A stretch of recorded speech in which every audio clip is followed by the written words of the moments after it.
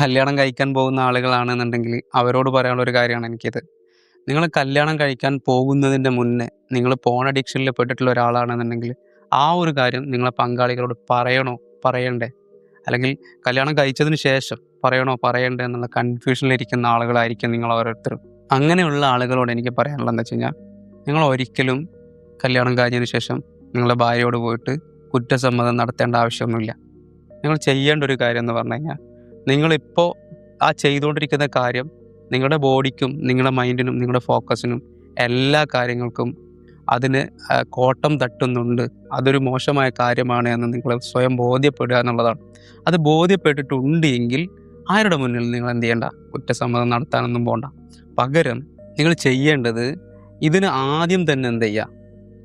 ഈ ഒരു കാര്യം ഒഴിവാക്കാനുള്ള ശ്രമം ആദ്യം സ്റ്റാർട്ട് ചെയ്യാം. അത് ഒറ്റയ്ക്ക് സ്റ്റാർട്ട് ചെയ്ത് തുടങ്ങിയാൽ മതി. ഒറ്റയ്ക്ക് സ്റ്റാർട്ട് ചെയ്ത് തുടങ്ങിയിട്ട് നിങ്ങൾക്ക് കഴിയുന്നില്ല എന്നുണ്ടെങ്കിൽ മാത്രം ഒരു പ്രൊഫഷണലിൻ്റെ സഹായം തേടുക എന്നുള്ളതാണ്. എന്നിട്ടിത് മാറ്റിയതിന് ശേഷം എന്ത് ചെയ്യണം? നിങ്ങൾ പിന്നീട് പോയിട്ട് ഞാൻ ഇങ്ങനൊരു ഒരു അവസ്ഥയിലായിരുന്നു മുമ്പ്, ഞാനിപ്പോൾ അതിൽ നിന്ന് റിക്കവർ ആയിട്ടുണ്ട് എന്ന് ആത്മാഭിമാനത്തോടുകൂടി അവളോട് പറയാൻ വേണ്ടി കഴിയുന്ന ഒരു രീതിയിലായിരിക്കണം നിങ്ങളുടെ ഈ ഒരു രീതിയിലുള്ള ഈ ഒരു അഡിക്ഷനിൽ നിന്നുള്ള ഒരു മുക്തി എന്നുള്ളത്. അങ്ങനെ ആയിരിക്കണം നിങ്ങൾ ഈ കാര്യത്തെ കൈകാര്യം ചെയ്യേണ്ടത് എന്നുള്ളതാണ്.